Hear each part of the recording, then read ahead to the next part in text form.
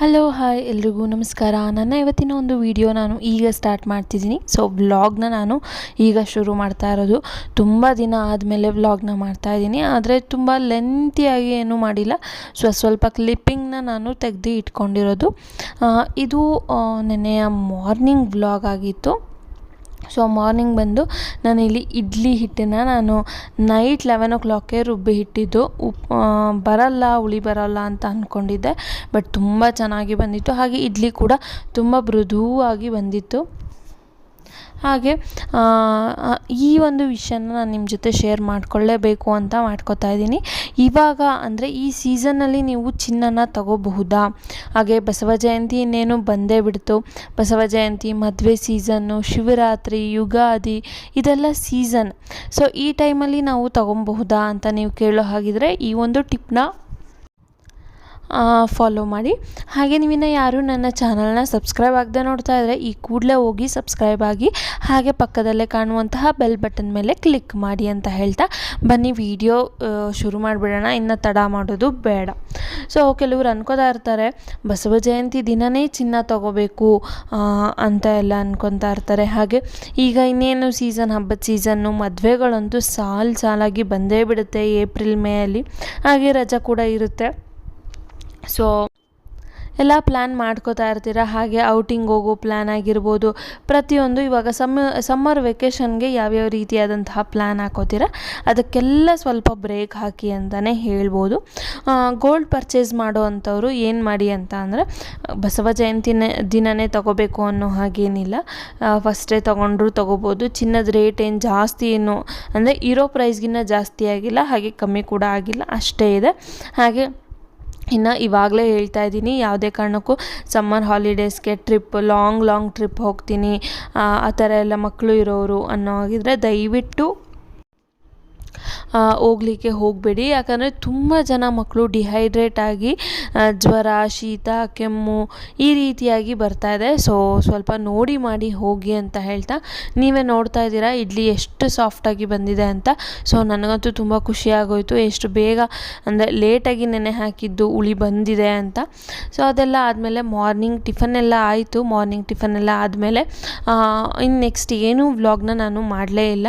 So ಅದಾದಮೇಲೆ ಒಂದು evening start ಮಾಡೋಣ ಅಂತ ಮಾಡಿದ್ದೀನಿ. ನನಗೇನೆಂದರೆ ಈವ್ನಿಂಗ್ ಸ್ಟಾರ್ಟ್ ಆಗಬೇಕು ಅಂತ ಅನ್ನೋ ಹಾಗಿದ್ರೆ ಸ್ನಾನ ಮಾಡಿ. ಸೊ ನಾನು ಯೂಶ್ವಲಿ ಆಫ್ಟರ್ನೂನ್ ಈವ್ನಿಂಗ್ಗೆ ನಾನು ಸ್ನಾನ ಮಾಡೋದು. ಆಫ್ಟರ್ನೂನ್ ಆಗಲೇ ಇಲ್ಲ ಅಂದರೆ ಈವ್ನಿಂಗ್ ಮಾಡ್ತೀನಿ. ಸೊ ಮಾಡಿದ ತಕ್ಷಣವೇ ಪೂಜೆ ಮಾಡೋಕ್ಕಿಂತ ಮುಂಚೆ ನಾನು ಇಲ್ಲಿ ಬಂದು ಇದು ಸಾಂಬ್ರಾಣಿ ಏನಿದೆ ಅದನ್ನು ಹಚ್ಚಿ ಆಮೇಲೆ ನಾನು ಪೂಜೆನ ಕಂಟಿನ್ಯೂ ಮಾಡ್ತೀನಿ. ಸೊ ಇದಾದಮೇಲೆ ನಾನೊಂದು ಹೇರ್ ಪ್ಯಾಕ್ ನಾನು ಈ ಮುಂಚಿನ ವೀಡಿಯೋಲಿ ನಾನು ತೋರಿಸಿದೆ ಡೀಟೇಲಾಗಿ. ನೀವಿನ್ನು ನೋಡಿಲ್ಲ ಅಂತ ಅಂದರೆ ನೀವು ನೋಡಿ. ಯೂಶ್ವಲಿ ನಾನು ಆಲೋವೆರಾ ಪ್ಯಾಕ್ ಮಂತ್ಲಿ ಒನ್ಸ್ ಆದರೂ ಹಾಕೋತಾ ಇರ್ತೀನಿ, ಹೆಡ್ ಪ್ಯಾಕು. ಸೊ ಅದೇ ರೀತಿ ಆಲೋವೆರಾ ಜೆಲ್ಲು, ಹಾಗೆ ವೈಟ್ ದಾಸವಾಳ ಬರುತ್ತಲ್ಲ, ಸೊ ಆ ವೈಟ್ ದಾಸವಾಳದ ಹೂವು, ಹಾಗೆ ಆ ಮರದ ಒಂದು ಎಲೆಯನ್ನು ಕೂಡ ಹಾಕ್ಕೊಂಡು ನಾನು ಗ್ರೈಂಡ್ ಮಾಡಿ ಹೇರ್ ಪ್ಯಾಕ್ ಮಾಡ್ಕೋತೀನಿ. ಸೊ ಹೇರ್ ಪ್ಯಾಕ್ ಎಲ್ಲ ಮಾಡ್ಕೊಂಡಾಗಿ ತಲೆ ಎಲ್ಲ ಮತ್ತೆ ಅಗೇನ್ ನಾನು ನೈಟ್ ಸ್ನಾನ ಮಾಡಿದೆ. ಸೊ ಸ್ನಾನ ಮಾಡಿ ಇನ್ನೇನು ಬಟ್ಟೆ ಎಲ್ಲ ಒಣಗಾಕಬೇಕಿತ್ತು. ಸೊ ನೈಟ್ ಇನ್ನೇನು ಲಾಸ್ಟ್ ವರ್ಕ್ ನಂದು ಬಟ್ಟೆ ಒಣಗಾಕೋದೆ. ಈವ್ನಿಂಗ್ ಆ ಕಡೆ ಅಡುಗೆ ಆಗ್ತಾ ಇರುತ್ತೆ, ಈ ಕಡೆ ನಾನು ಅಡುಗೆ ಎಲ್ಲ ಮಾಡಿ ಮಿಡಲಲ್ಲೇ ಬಂದು ಬಟ್ಟೆನೂ ಕೂಡ ಒಣಗಾಕ್ತಾ ಇರ್ತೀನಿ. ಇವತ್ತಿನ ಒಂದು ಡಿನ್ನರ್ ಪ್ರಿಪ್ರೇಷನ್ ಬಂದು ಅಷ್ಟೊಂದೇನು ಜಾಸ್ತಿ ಏನಿರಲಿಲ್ಲ. ರೊಟ್ಟಿ ನಮ್ಮ ಅತ್ತೆಯವರು ಮಾಡ್ತಾಯಿದ್ರು. ಸೊ ಅದಕ್ಕೆ ನಾನು ಬದನೆಕಾಯಿ ಗ್ರೇವಿ ಮಾಡೋಣ ಅಂತ ಮಾಡ್ತಾಯಿದ್ದೆ. ಸೊ ಇದಿಷ್ಟ ಆಗಿತ್ತು ಇವತ್ತಿನ ಒಂದು ಪುಟಾಣಿ ವ್ಲಾಗು. ಸೊ ವ್ಲಾಗ್ ಇಷ್ಟ ಆಗುತ್ತೆ ಅಂತ ಅನ್ಕೋತೀನಿ. ಇಷ್ಟ ಆದರೆ ಗೊತ್ತೇ ಇದೆ ಅಲ್ವಾ, ಲೈಕ್ ಮಾಡಿ, ಶೇರ್ ಮಾಡಿ, ಕಮೆಂಟ್ ಮೂಲಕ ನಿಮ್ಮ ಅಭಿಪ್ರಾಯಗಳನ್ನ ತಿಳಿಸೋದನ್ನ ಮರಿಬೇಡಿ. ಹಾಗೆ ನೀವಿನ್ನು ಯಾರು ಚಾನಲ್ನ ಸಬ್ಸ್ಕ್ರೈಬ್ ಆಗಿಲ್ಲ, ಈ ಕೂಡಲೇ ಹೋಗಿ ಸಬ್ಸ್ಕ್ರೈಬ್ ಆಗಿ ಅಂತ ಹೇಳ್ತಾ, ಇನ್ನೇನು ಸಮ್ಮರಲ್ಲಿ ಎಲ್ಲ ಬೆಡ್ಶೀಟ್ಸ್ ಆಗಿರ್ಬೋದು, ರಗ್ಗಳು, ದೊಡ್ಡ ರಗ್ಗಳನ್ನೆಲ್ಲ ವಾಶ್ ಮಾಡಿ ಇವಾಗಲೇ ಇಟ್ಕೊಳ್ಳಿ. ರೈನಿ ಸೀಸನ್, ವಿಂಟರ್ ಸೀಸನಲ್ಲೆಲ್ಲ ಆಗಲ್ಲ, ಚಳಿ ಆಗುತ್ತೆ ಅಥವಾ ಮಳೆ ಜಾಸ್ತಿ ಬಂದುಬಿಡುತ್ತೆ. ಸೊ ಇವಾಗಂತೂ ಯಾವ ಸೀಸನ್ ಹೇಗೆ ಅಂತಲೇ ಪ್ರಿಡಿಕ್ಟ್ ಮಾಡೋಕ್ಕಾಗ್ತಿಲ್ಲ. ಮಳೆ ಜಾಸ್ತಿ ಆದರೂ ಆಗಿಬಿಡುತ್ತೆ. ಸೊ ಅದಕ್ಕೋಸ್ಕರ ಒಂದೊಂದೇ ಕೆಲಸ ಮಾಡಿಕೊಂಡು ಮುಗಿಸ್ಕೊಳ್ಳಿ ಸಮ್ಮರ್ ಇದ್ದಾಗಲೇ.